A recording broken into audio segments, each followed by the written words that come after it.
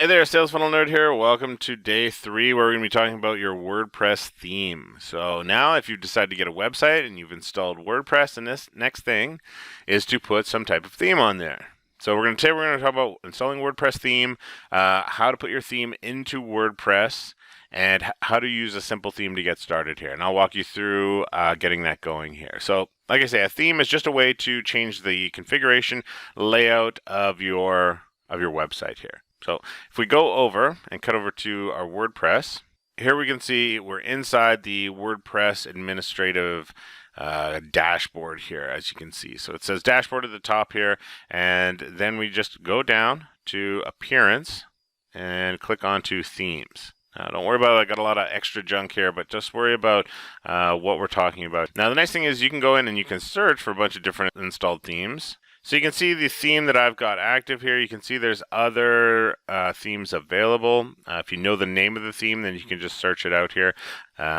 So you can see, and it's telling me that I need to update my theme. So periodically you'll get notes from when you're inside WordPress here about things that need to be updated. All you have to do is just click on update now and away you go.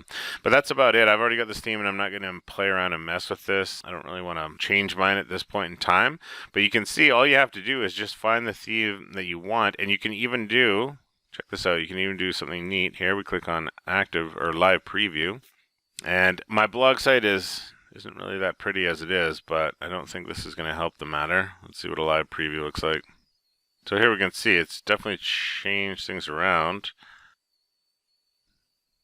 Yeah, so not exactly a theme that I would want to go with, but at least this way it lets you kind of preview and see what's going on with these different themes before you actually commit to it. So I'm going to cancel out of that one and leave things as they are. But that is how you check out some themes. So your homework for today is to go log into your WordPress, go into the themes area, try some different themes out, and go ahead and pick a theme that you want to use here to start out with. Great thing is you can change this at any point going forward. So we just want to get set up with our initial theme here, and I will see you in the next video.